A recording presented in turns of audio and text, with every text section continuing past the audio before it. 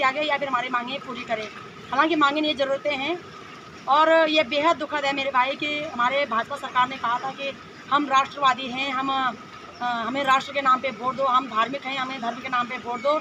मेरी सारी बहनों ने धर्म के नाम पे वोट दिया, हमारे सैनिकों ने भी राष्ट्र के नाम पे वोट दिया। और आज जितने भी पैसे डूबे हुए हैं हमारे सैनिक परिवार के लोगों के, हमारी माँ बहन बेटियों का है। तो यदि भाजपा सरकार सच में राष्ट्रवादी है तो क्या सैनिकों का पैसा डकैतों का सौंपना या डकैतों के साथ शामिल होना, क्या ये उनका राष्ट्रवाद है? या वो धार्मिक हैं तो क्या अपने ही धर्म के लोगों को घाट पे बिठा देना, उनके खून पसीने का पैसा खा देना, क्या ये धार्मिकता है?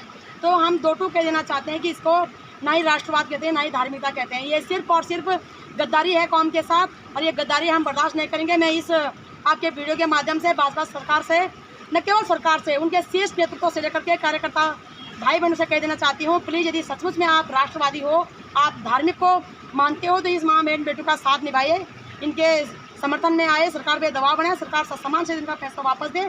अन्यथा उन्होंने तो झूठी कसम खाई है, हम सचमुच से उस राष्ट्रभक्त की कसम खाएंगे कि ये नेता हमारे हाथ से पिटेंगे। भाई मैं ये कहना चाहूँगी कि हम सरकार के अपनी संपत्ति को नुकसान नहीं पहुँचाएंगे, लेकिन फिर उन तमाम नेताओं की हम पिटाई करेंगे जिन्होंने हमें धर्म के नाम पे ठगा, जिन्होंने हमें राष्ट्र के नाम पे ठगा। आज हमें ज़रूरत है मेरे भाई, कोई भी हमारे साथ खड़ा नहीं है। आज इन माँ बहन बेटियों ने धन सिंह रावत को वोट दिया, मैंने भी खुद दिया।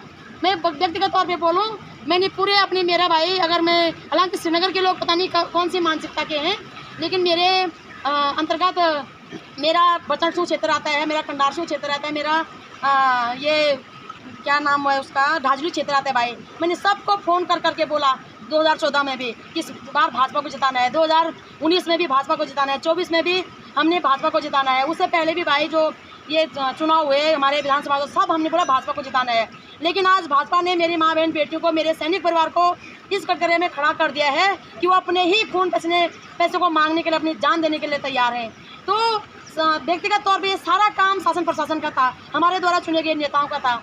मैंने तो अपने लोगों से ना वोट मांगा, ना टैक्स मांगा, कुछ भी नहीं किया। उसके बावजूद हम अपना कर्तव्य निभा रहे हैं। लेकिन जिन्होंने वोट मांगा, टैक्स मांगा, कम से कम नैतिकता के तौर पे, इंसानियत के तौर पे इंसानियत तो दिखाए। यदि नहीं दिखाएंगे तो प्रदेश की नेताओं की कुटाई होगी मेरे भाई, बहुत बुरी तरीके से होगी। दीदी, आपने भी फेसबुक पोस्ट के माध्यम से बताया, आपने व्हाट्सएप में भी बताया कि आप अपना घर बार छोड़कर, बिल्कुल घर बार छोड़कर अपने घर में बात कर आप आ जाए गुरुद्वारे बैठ चुकी हैं।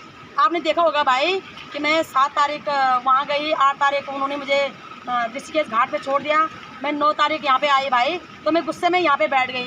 तो मैं यहीं पे थी, आप लोगों ने देखा होगा, शासन ने, प्रशासन ने मेरे को मनाने की कोशिश की, मैं नहीं मानी।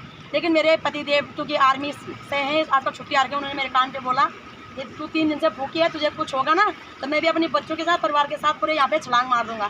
तो मुझे अच्छा नहीं लगा, मुझे लगा कि अब मुझे उन्हें समझाना चाहिए कि आपको ऐसे करने की ज़रूरत है नहीं। तो मैं गई घर में, मैंने उनको पूरा बताया कि प्लीज़ आप ऐसा नहीं करोगे। वो फिर भी नहीं माने, मैं ज़बरदस्ती यहाँ पे बैठ के आ गई हूँ। उन्होंने कहा कि अगर हम गलत कदम उठाएंगे तो वो कहेंगे कि फिर जिम्मेदार कौन होगा। तो मैं अब शासन प्रशासन से कहना चाहूँगी कि यदि मेरे परिवार के एक भी सदस्य को कुछ हुआ, यदि मुझे कुछ हुआ, इसकी सीधी सीधी जिम्मेदारी भाजपा सरकार की है मेरे। आप कह रही थी कि आप घर बार छोड़कर आ चुके हैं। बिल्कुल भाई, मैंने घर बार त्याग ही दिया, क्या करूँ मैं, मरना ही तो है, क्या करूँ बताओ, मैंने घर बार ही त्याग दिया। क्योंकि मेरे कल थोड़ा मेरे सास जी के भी साथ मेरे लड़ाई हो गई। सास जी ने बोला कि तू वो लोगों के पीछे क्यों पागल हो रखी है, बोला तेरे पे भूत बाण, जनगढ़ वालों बोला कि भूत प्रेत लग जाल बोले कैल देखते हर परिवार। तो उनको भी मैंने, क्योंकि एक ही बहू हूँ मैं अपने सास ससुर की, एक ही लड़का है उनका, और मैं एक ही बहू हूँ, उनका पूरा जिम्मेदारी मेरे ऊपर है भाई, मेरे सास ससुर की। और क्योंकि उनका एक लड़का फौज में है तो मेरे पास डबल जिम्मेदारी। अगर घर में होते तो फिर शाम को वापस आ जाते हैं ना।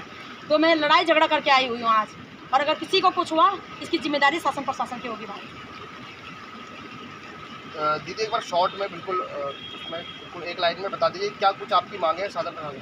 मेरी मांग यही है कि शासन प्रशासन हमारे पीड़ित माँ बहन बेटियों का पैसा दे दीजिएगा। यदि बस की बात नहीं है तो पद का खाली करें भाई।